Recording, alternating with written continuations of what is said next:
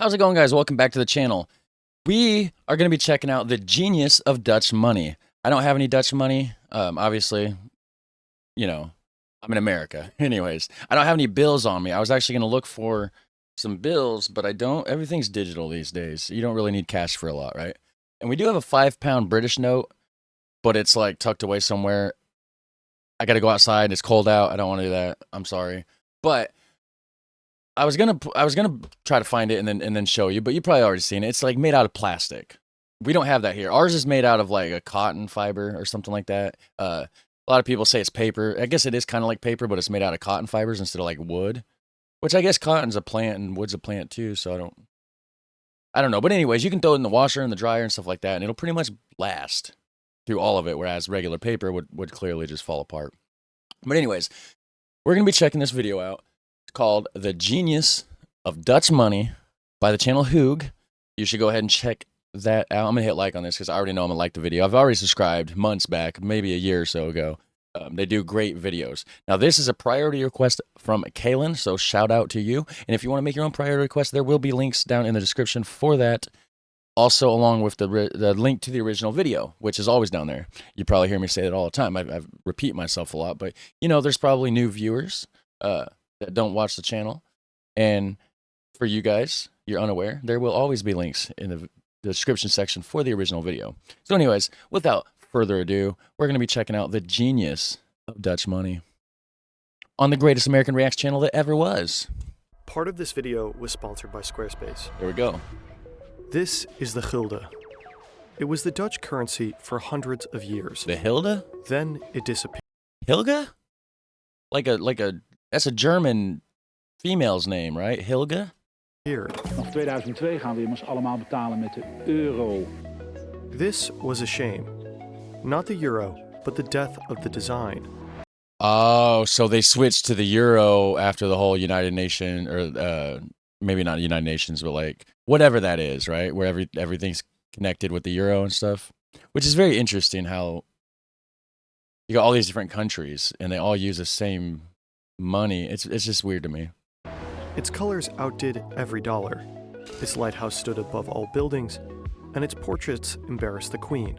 Some say even killed her. The gulden changed the face of cash forever. Hilga. Now that looks really cool. Like our cash is pretty boring. You've seen it. I mean, it showed it a little bit ago. Ours is pretty boring. It needs an update. We don't have colorfulness like this, and ours is certainly not made out of plastic. I don't know if theirs is. It looks like it could be. I know the British pounds are, so. I believe it's the best paper money ever made. Ooh, But best why? ever. Why was Dutch money so different? Why does it look so strange? Yeah, I enjoy this channel. This is going to be a good video. Nog steeds hoor, als ik mijn biljetten zie, dan vind ik dat hele leuke biljetten, ja. Ocha Oxenaar was different. He designed government-issued stamps with dramatic, playful colors. Then he used brand new techniques like computer-generated graphics to create complicated geometrical patterns. In the 60s, he made the Airflatters, a series of 5 portrait banknotes from the Vondel, a writer, Hals, a painter, Zweelinck, a composer, De Ruiter, a naval commander. It'd be cool to get some of these to collect. Like, and I'm sure you guys probably, if you guys are like collectors and stuff like that, I'm sure some people already have some that they're collecting. But so that one says 1970, so they had it at least into the 70s. I'm pretty sure they did say when it got switched in the beginning of the video, but I didn't catch it. But I want to say like 50, 60 years ago, which makes sense if that was 1970 there. And of course, Spinoza. Together, they all look kind of Spinoza. Oh, I forgot about Spinoza's God. That's an interesting concept. I forgot he was Dutch. I just found out a few weeks ago, actually. I was watching some videos about Spinoza's God. Check it out if that's something that seems interesting to you, because it's certainly interesting to me. naval commander, and of course, Spinoza. Spinoza. Together, they all look kind of odd. Oxenaar's faces look more like they belong in a comic than on a banknote. Dutch notes are very distinctive. They are unlike any other central bank's notes that I'm aware of. Visually very striking, but I can imagine that not everybody likes them. When you think of money, you think of value. a medium for you to exchange one thing for another. Yeah. But money is also branding. There are millions of tiny billboards spread across an entire country. It's a place where a nation shows what it stands for, a canvas to display national heroes and icons. Okay. So why do auctioneers feel like he's making a joke? The notes had to have portraits on them of famous historical figures, which would not create any political problems. Portraits are the most used images on currency, and they can be a bit touchy. For some, a nation is nothing more than the sum of its people. Yeah. We use portraits to hold some up as lessons and inspiration. I think we need to update that in general, like here in America. They need to put my face on the money, guys. For others, though, portraits can lift up people whose value system is out of date, maybe even threatening. Statues, intentional or not, can be monuments to colonizers, slave owners, and authoritarians. Maybe the same could be said of the faces we put on currency. Should Andrew Jackson, a president and also slave owner, be replaced by Harriet Tubman, a slave emancipator? Yeah, so, Andrew Jackson was from way back in the day, and I don't even know what he did to be famous. I mean, obviously he was a president, but, like, did he do anything, like, exceptional above everybody else that warrants his face being on the dollar bill for the last couple hundred years? I don't know. Should we avoid figures entirely? The genius of auctioneer's designs is that it didn't matter. He neither avoided people entirely or kept them. He caricatured them. This is George Washington. Fuck yeah, president. And this is Michiel de Ruiter. Okay. Who's that? If you live in a country whose banknotes scream, "Take me seriously," keeping or removing a portrait will always be a controversy. If you have banknotes that play the fool, well, then there's not much of a throne to fight over. The Erflat. Really, though? Because I feel like it doesn't matter what is on the bill. It does represent the value and the currency. So maybe they mean, like, not fighting over, like, the political aspect of it. Maybe that's more so what they mean by then fighting over the actual value of it.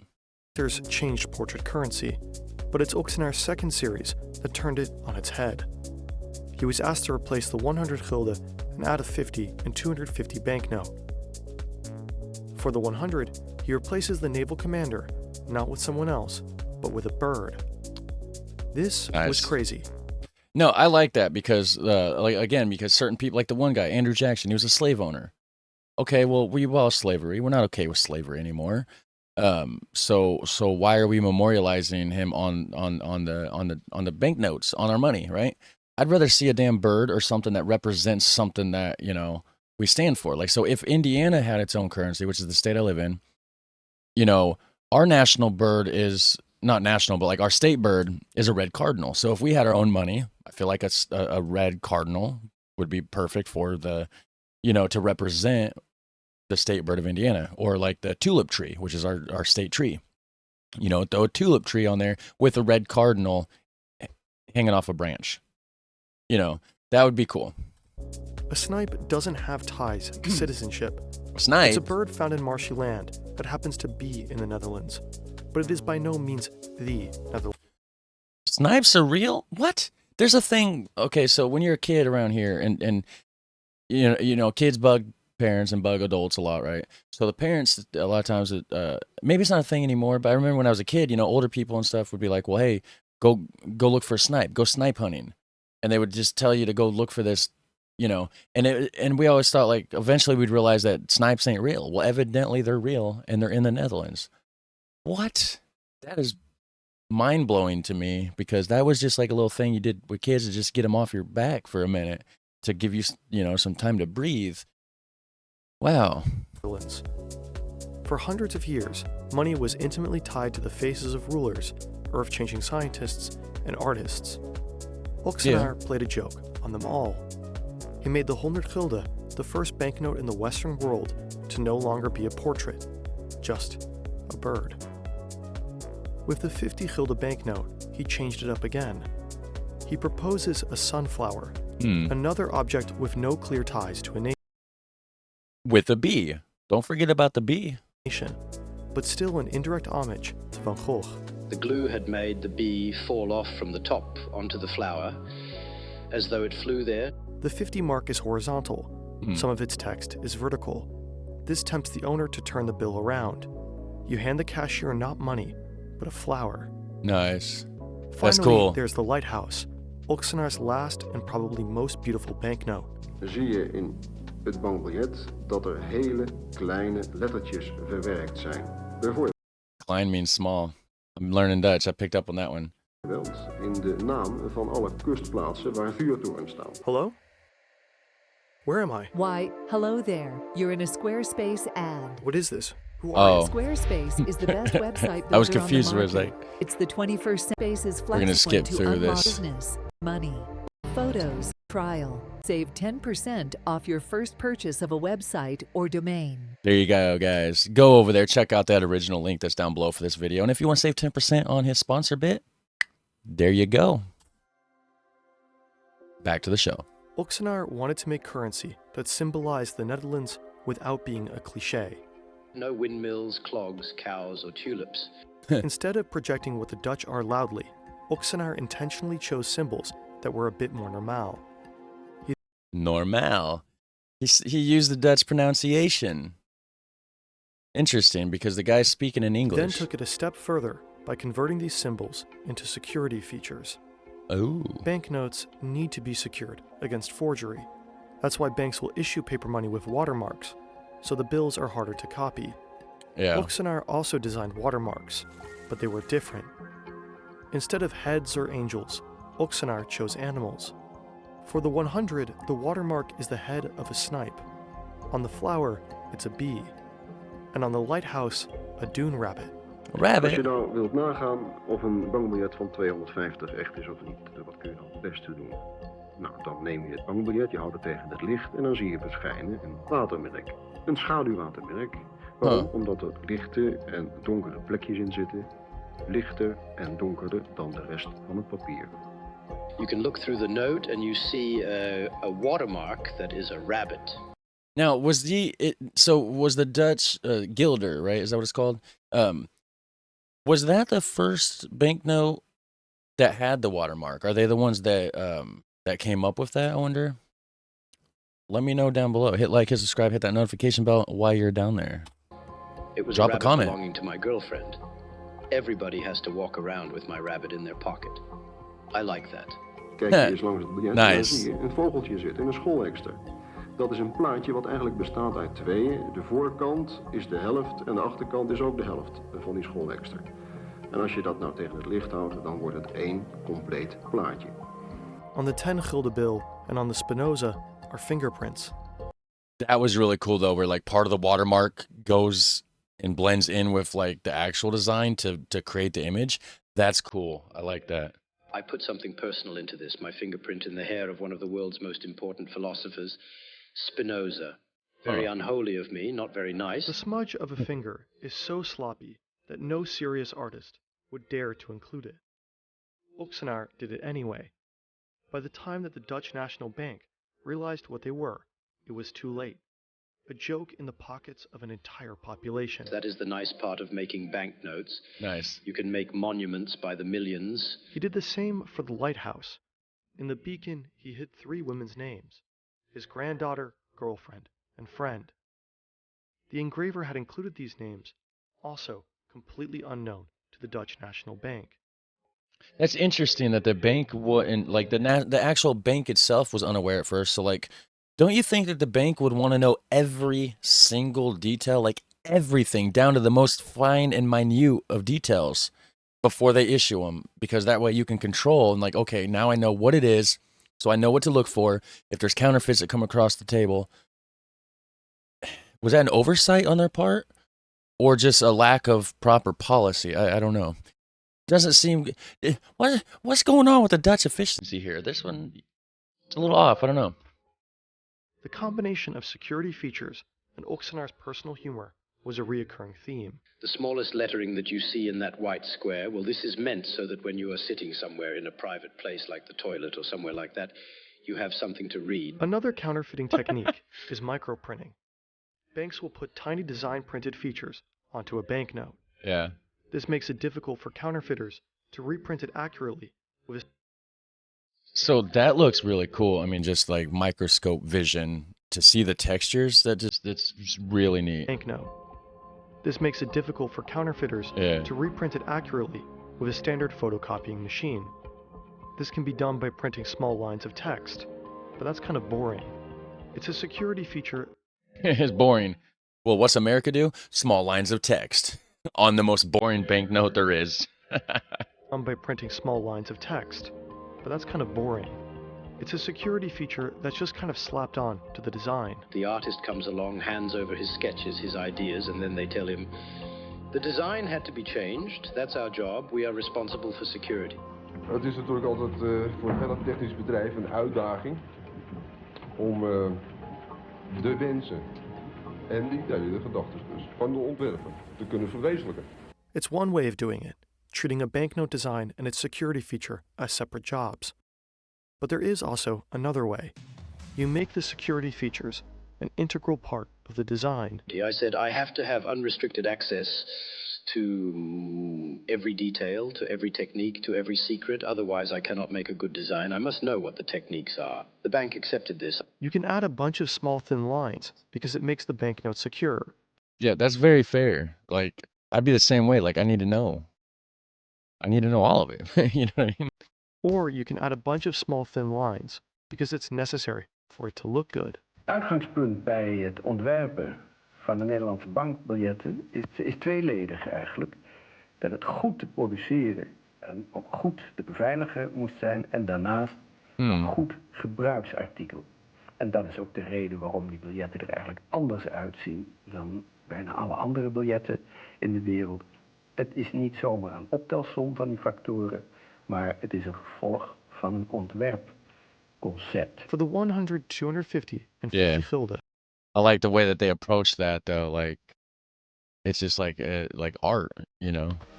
Each had their own simple primitive in the background, where you could find hundreds of micro lines changing and adjusting to different areas in the grid. Were these necessary for the design or for the security? The beauty is that you can't tell. Yeah. Both. And what did that say when it For the paused? design or for the security? The beauty. Black screen to hold overly dramatic pause that I was too lazy to make a separate animation for. Well, you got a high retention rate in that part because I went back to check it again. Is that you can't tell. Voor alle bankbiljetten, dus niet alleen voor de 250, geldt nog een vierde echtheidskenmerk en dat is Voor? slaapdruktechniek. Dat kun je namelijk voelen met je vingertoppen. Als Texture. je langzaam over het biljet strijkt met je vingertop, dan voel je daarin de dikke en grove lijnen. Dat zijn dikke inktlijntjes die opgebracht zijn door het toepassen van een speciale druktechniek. I chose very elementary colors because it was a small series of only 5 values. Instead of single colors or muted ones, Oxenar fought for vibrant reds, blues, yellows, and greens. When I made my first banknote, the printers maintained that more color was an impossibility. They said, when you use a green, it must be very dark and blackish green, otherwise it's not safe. I discovered that this was not true. I just had to keep on asking and asking. Oxenar's So why would they lie? They're like, oh, yeah, it's just not safe. So he figured out, like, yeah, it's not true. Are they just lazy? They just don't want to do it? Or, He just kept doing it, though. banknotes did not only stand out next to single-colored banknotes, but they also stood out among the colored ones. It's almost as though Oxenar's banknotes were like monopoly money, which is, well, exactly what they were.